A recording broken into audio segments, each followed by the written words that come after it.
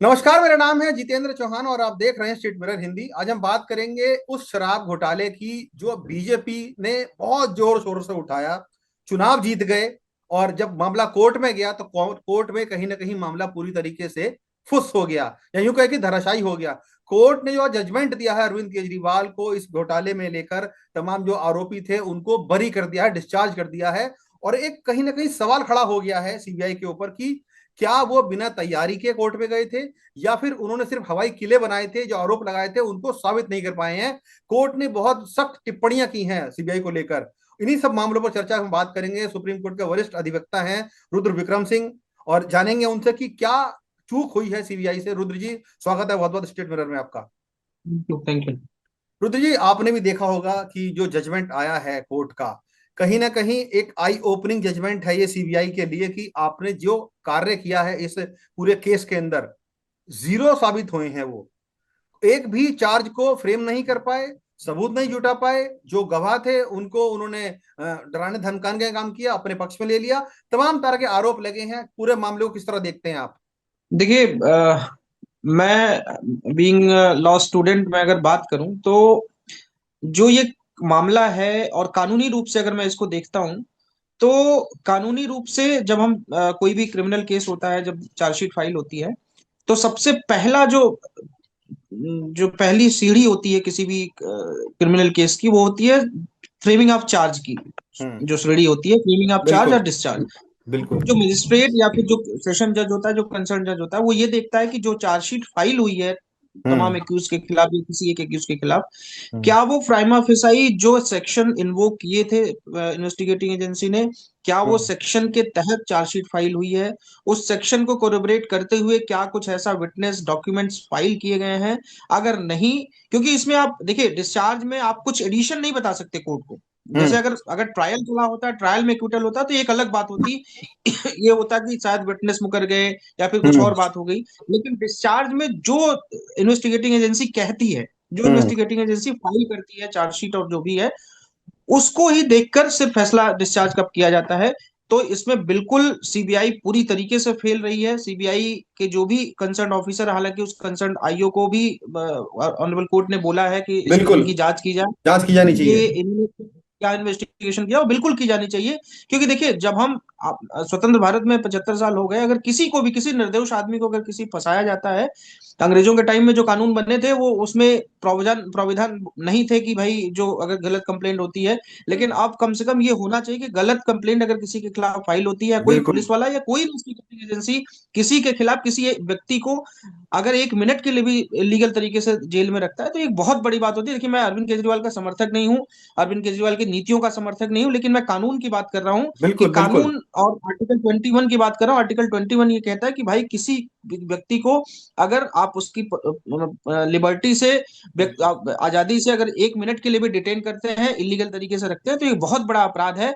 और जिन लोगों ने अपराध किया, सीबीआई के जिन अधिकारियों ने अपराध किया है या फिर हम्म। इन्वेस्टिगेटिंग एजेंसी ने अपराध किया, उस पर बिल्कुल कार्रवाई होनी चाहिए, उस पर जांच होनी चाहिए। और कानून के किसी भी विद्यार्थी से अगर आप पूछेंगे तो ये एक बहुत बड़ा एग्जाम्पल सेट किया गया है कि हम्म। डिस्चार्ज में अगर कोई किसी को वो भी 23 के 23 एक्यूज को अगर बिल्कुल। डिस्चार्ज किया बिल्कुल। गया है, हम्म। तो ये एक बहुत बड़ी बात है। अगर सिर्फ एक दो एक्यूज होते डिस्चार्ज के, यहाँ पे उनके खिलाफ कुछ मामले हम्म। नहीं थे, अगर बिल्कुल। 23 के 23 एक्यूज को अगर डिस्चार्ज किया गया, तो ये बहुत बड़ा लेकुना सीबीआई की तरफ से रहा है इस केस में। रुद्र जी, क्या आपको लगता है कि चूंकि आप लॉ को अच्छी तरह फॉलो करते हैं, समझते हैं बारीकियां क्या होती हैं, सीबीआई ने जो अपने का चार्जशीट में जो चीजें दाखिल की होंगी उसी के आधार पर कोर्ट फैसला देती है। सीबीआई की जो चार्जशीट थी, कहीं ना कहीं वो बात को जानते थे कि हाँ इस मामले में अच्छा नहीं टूकेंगे, तो इसलिए टाइम टेकिंग वो ले रहे थे, टाइम उसमें बाय कर रहे थे। कहीं ना कहीं जमानतें नहीं मिली हुई इनको। जो ईडी का केस था, 18-18 महीने मनीष सिसोदिया जेल रहकर आते हैं, अरविंद केजरीवाल 5 महीने जेल रहकर आते हैं, तमाम नेताओं को इनको जेल भेज दिया गया। लेकिन अब मामला वही आ गया है कि वो सबको बरी कर दिया गया है। आपको लगता है कि भारतीय राजनीतिक इतिहास में, जुडिशरी इतिहास में शायद ही ऐसे कोई मामले होंगे जब इतना बड़ा उसको हवा बनाया हो और जिसका ये हश्र हुआ हो, कहीं टिका ना हो वो? नहीं, देखिए, भारतीय राजनीति के इतिहास में या भारतीय क्रिमिनल जूरिस्प्रूडेंस में बहुत ऐसे मामले। 2G स्कैम आप देखिए, 2G स्कैम इतना बिल्कुल। बड़ा हम्म। स्कैम था हम्म। जिसको हम्म। इतने बड़े लोगों का नाम आया और वो भी फुस हुए जाके अदालत में, कोई कुछ साबित नहीं हो पाया।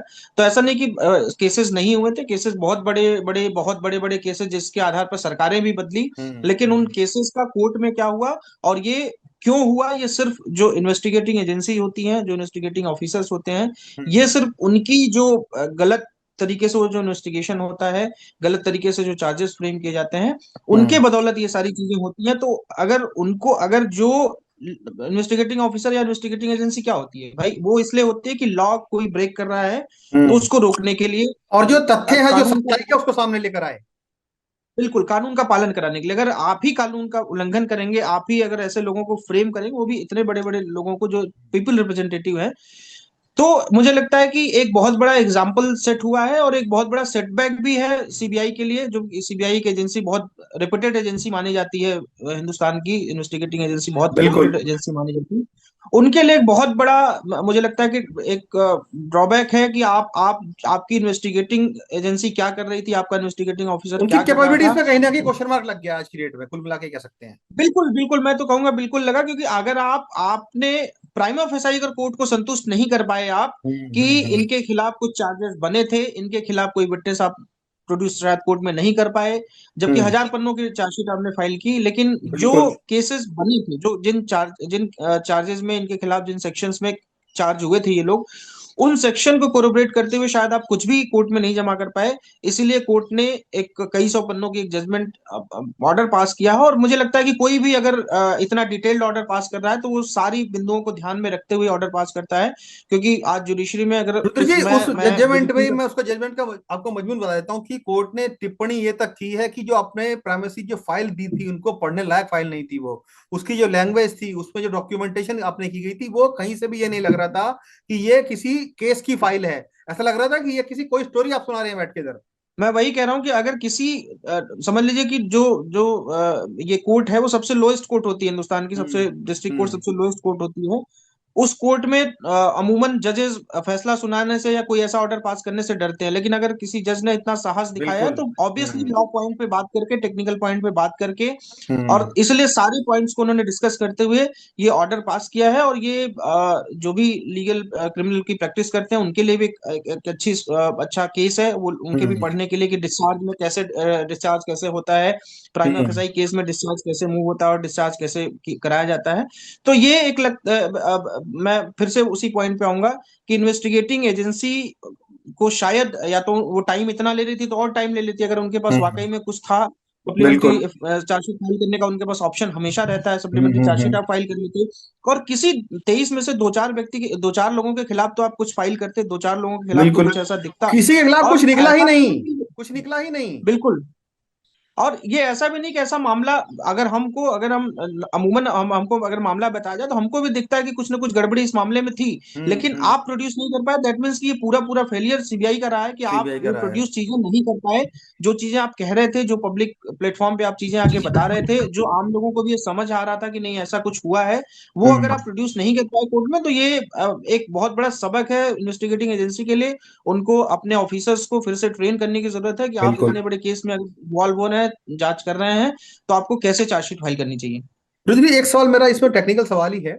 क्योंकि ये तो देखिए बहुत बड़े लोगों का मामला था। अरविंद केजरीवाल दिल्ली के मुख्यमंत्री रहे, राष्ट्रीय पार्टी के संयोजक रहे हैं, और उप मुख्यमंत्री इसमें शामिल थे, बड़े बड़े नेता शामिल थे। लेकिन सोचिए, जब एक आम आदमी का केस इस तरह बनाते होंगे ये लोग, क्या ही उसमें रहता होगा, किस तरीके से उनको परेशानी का सामना करना पड़ता होगा। अगर कोई आम इंसान के ऊपर अगर एलिगेशन लगाए जाते हैं, सीबीआई फ्रेम करती है चार्जेस को, सोचिए कितना उनमें मनगढ़ंत चीजें होती होंगी। क्योंकि ये तो उजागर करने वाली चीजें हैं कि भाई जब इतने बड़े केस में ये सीबीआई इतना हल्की फुल्की अपनी जांच कर सकती है, तो सोचिए जो कि छोटे मोटे केस होते होंगे, आम आदमी के केस होते होंगे, उनके साथ ये क्या खेल करते होंगे। बिल्कुल, देखिए इसमें सिर्फ इन्वेस्टिगेटिंग एजेंसी खेल नहीं करती, जो ऑनरेबल जजेस बैठे होते हैं, जो मजिस्ट्रेट बैठे होते हैं, वो भी बड़ी सरसरी निगाह से चार्जशीट फाइल होती है और वो चार्ज फ्रेम कर देते हैं बिना उस हम्म। केस को पढ़े हुए, बिना केस को देखे हुए कि इस केस में क्या है, इसमें चार्ज फ्रेम होना चाहिए नहीं होना चाहिए। हम्म। वो हम्म। भी मजिस्ट्रेट भी वहां पे जो माइंड अप्लाई करना चाहिए, कि माइंड अप्लाई करके उसमें देखना चाहिए कि इनिशियली इसमें चार्जेस फ्रेम होने चाहिए नहीं होने चाहिए, वो भी अमूमन केसेस में नहीं होते, नहीं क्योंकि होते ये हैं। केस बड़ा था, मामला बड़ा था, इसमें माइंड अप्लाई किया गया।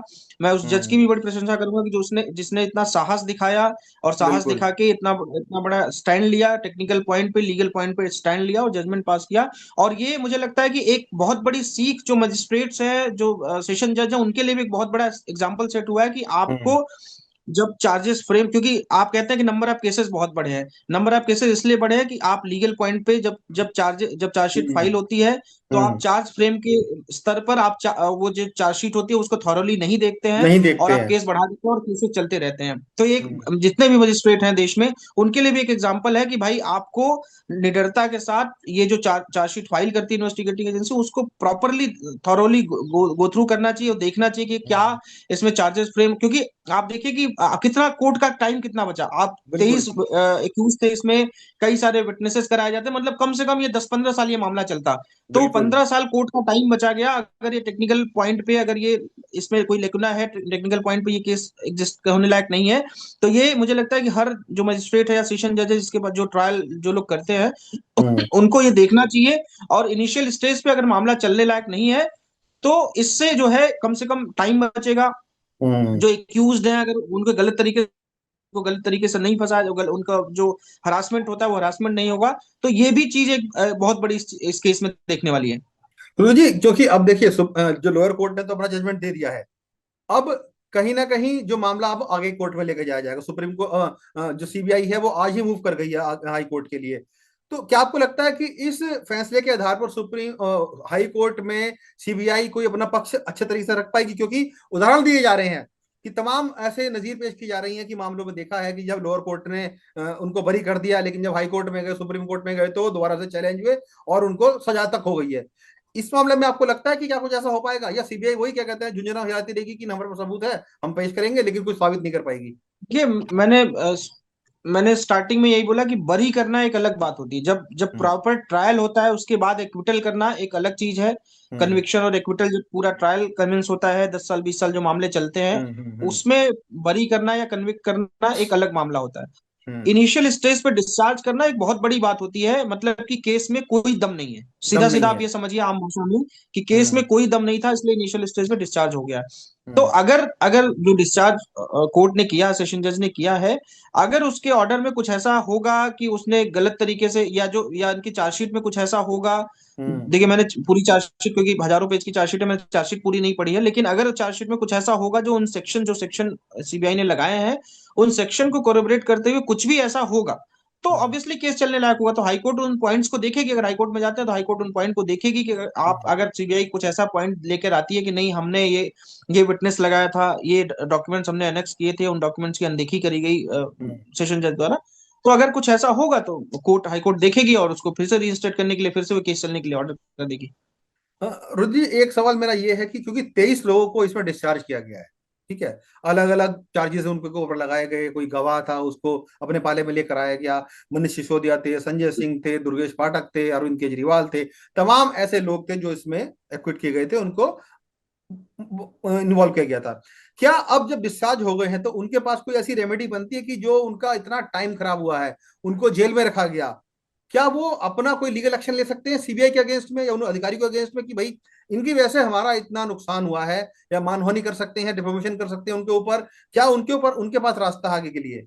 बिल्कुल कर सकते हैं, बिल्कुल। अगर कोई भी एक्यूज को लगता है कि जो कंप्लेनेंट था, ना सिर्फ सीबीआई, मतलब इसमें तो कंप्लेनेंट वही थे, कंप्लेनेंट के खिलाफ आप एक्शन ले सकते हैं अगर आप एक्विटल हो जाते हैं। हम्म। तो आपके पास सीआरपीसी की 182 की प्रोसीडिंग होती है, आप उसमें जो है, सॉरी, आईपीसी की, उसमें आप कर सकते हैं, उसमें केस फाइल कर सकते हैं, उनके खिलाफ आप केसेस फाइल कर सकते हैं। कोर्ट भी आजकल आपने देखा होगा, अभी हाई कोर्ट ने, इलाहाबाद हाई कोर्ट ने एक मामले में ऐसी जो झूठी कंप्लेंट थी, कंप्लेनेंट पे एफआईआर दर्ज करा और उनको हम्म। बोला कि आप इसको केस चलाइए।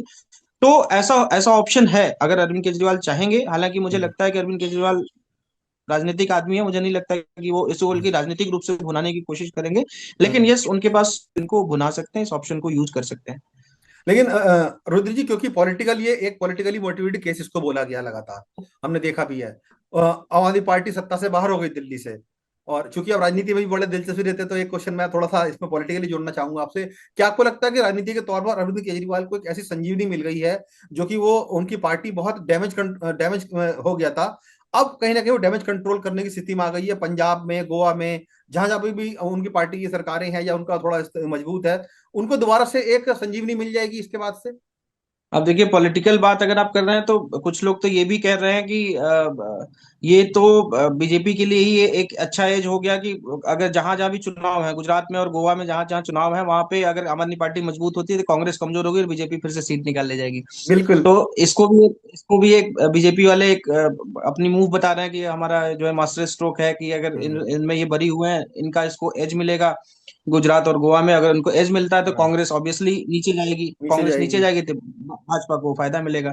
तो हम्म। तमाम तरीके से तमाम लोग अपनी अपनी व्याख्याएं कर रहे हैं, तमाम पार्टियां अपने तरीके से इन चीजों को लेती हैं, और देखिए लेना भी चाहिए। पॉलिटिकल पार्टी जो भी अपनी बिल्कुल तरीके से बिल्कुल हैं, बिल्कुल। आम आदमी पार्टी भी इस तरीके इसको भुनाएगी, कांग्रेस भी भुनाने की कोशिश करेगी क्योंकि उनका एक सो कॉल्ड गठबंधन भी है शायद आम आदमी पार्टी के साथ। और बीजेपी भी इस चीज को क्योंकि हाई कोर्ट में अगर रुद्र जाती जी, है तो मैं यहाँ बीजेपी भी पे इस चीज को। रोकूंगा आपको। आपने गठबंधन है, लेकिन इस मामले में आप ये मानिए कि कांग्रेस के जो नेता अजय माकन है वही सबसे पहले पैरोकार थे, उन्होंने सबसे पहले कंप्लेंट की थी शराब नीति की।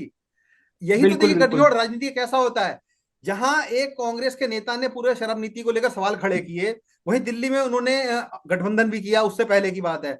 वहीं जब इंडी गठबंधन में ये साथ आए, लेकिन दिल्ली की अगर बात करें तो यहाँ पर वो कहते हैं कि हमारा उन्हीं के नेता ने क्या कहते हैं सबसे पहले इस मामले को उठाया था और वही कोर्ट में लेकर गए थे। तो सोचिए राजनीति किस तरीके से अपने रंग दिखाती है। एक तरफ आपके खिलाफ खड़े हैं, एक तरफ उनके साथ खड़े हैं।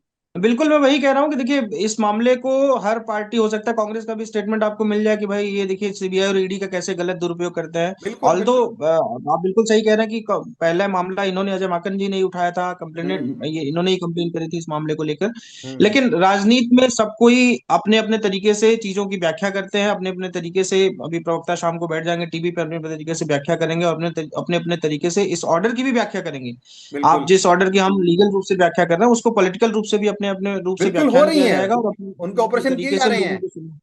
जी जी, तो ये हर पॉलिटिकल पार्टी का अपना प्रोरोगेटिव बिल्कुल है, वो बिल्कुल। अपने कि तरीके से रुद्र जो जी, भी। हमाम में सभी नंगे हैं, सब जानते हैं इस बात को। चाहे कोई सा भी राजनीतिक दल हो, सभी एक ही थाली के चट्टे बट्टे हैं और सब जानते हैं कौन से मूव को कैसे यूज करना है। हम तो खुल के बिल्कुल बोल सकते हैं, बिल्कुल, और देखिए। ये देश की जनता को ये समझने की जरूरत है। देश की जनता जिस दिन ये बात समझ जाएगी, सारे लोग जिस दिन बात समझ जाएंगे, उस दिन सारे नेस्तनाबूत हो जाएंगे, सारे पब्लिक के सामने सब लोग आ जाएंगे, एक्सपोज हो जाएंगे। लेकिन अभी मुझे लगता है कि समय है इन सब सारी चीजों को समझने में। अभी हम और आप शायद एक पॉलिटिकल पार्टी को सपोर्ट करने में सोशल मीडिया में आप देखिए कि झगड़ा हो जाता है, फिर वो झगड़ा बिल्कुल जमीन पर बिल्कुल भी आ जाता है। तो ये चीजें मुझे लगता है कि समझने की जरूरत है सबको कि भाई सब लोग वहां जो बैठे हैं वो सब एक दूसरे को किस तरीके से किस चीज को भुनाने में कोशिश करते हैं, भुनाते हैं। वो हमें आपको भी समझने की जरूरत है और समझना चाहिए। रुद्र जी, मेरा चलते चलते आपसे आखिरी सवाल है, क्योंकि सीबीआई एक बड़ी एजेंसी है, देश की हमारी केंद्रीय एजेंसी मानी जाती है।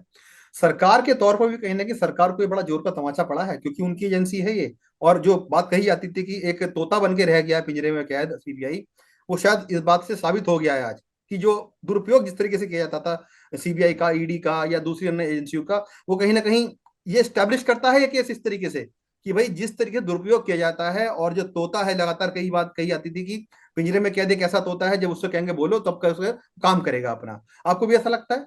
देखिए ये बात कब कही गई थी? जब कांग्रेस की सरकार थी, तब ये कहा गया था, ऑनरेबल सुप्रीम कोर्ट की टिप्पणी थी कि ये सीबीआई जो है एक सरकार का तोता है। तोता है। और ये आज और इररेस्पेक्टिव ऑफ द गवर्नमेंट, चाहे वो बीजेपी की सरकार हो, चाहे कांग्रेस सरकार हो, या कोई तीसरी पार्टी भी सरकार में आती है, तो ये मुझे लगता है कि सारी एजेंसीज का इस्तेमाल पार्टियां इसीलिए करती हैं, सारी पॉलिटिकल पार्टियां करती हैं। ये टिप्पणी कांग्रेस के टाइम में आई थी, कांग्रेस के टाइम में यही होता था। आज हम्म भारतीय जनता पार्टी के समय में भी आप देखिए जितने बड़े बड़े मामले थे, 2G के मामला हो गया, अरविंद केजरीवाल का शराब हम्म। घोटाला मामला हो गया, सारे मामले धड़ाम से गिरते हैं और सारे मामलों में इस तरीके की बातें निकल के आती हैं। तो ये जो कहना है सुप्रीम कोर्ट का, ये हमेशा सर्व जो विदित है, वो हमेशा ये आप इसको कह सकते हैं कि ये टैगलाइन जो है सीबीआई के लिए या कोई भी इन्वेस्टिगेटिंग एजेंसी के लिए हमेशा हम्म। सारगर्भित रहेगा। इसमें कोई बदलाव नहीं आएगा, चाहे कोई पॉलिटिकल कोई पार्टी पार्टी पावर में है। आ जाए। शुक्रिया बहुत साहब रुद्र बिक्रम सिंह, हमसे जुड़ने के लिए और जानकारी देने के लिए कि जो पूरा मामला है कहीं ना कहीं सीबीआई को कटघरे में खड़ा कर रहा है। अब देखना होगा कि जब हाई कोर्ट में मामला मूव होता है तो सीबीआई क्या पक्ष रखती है, क्या इसी तरीके से वो काम करती है, अपनी कार्यप्रणाली में कुछ चेंज लेकर आती है, कुछ नए तथ्य जोड़ती है। लेकिन इतना कहना जरूर है कि इस पूरे मामले में जो थूथू सीबीआई की हुई है वो शायद आज से पहले किसी मामले में हुई नहीं है। लेकिन जज साहब को भी कहीं ना कहीं सब लोग सलाम कर रहे हैं, जिस तरीके से उन्होंने फैसला दिया है। जुडिशरी को कहीं ना कहीं लोगों का विश्वास दोबारा से कायम कर दिया है उन्होंने। शुक्रिया विक्रम सिंह आपका।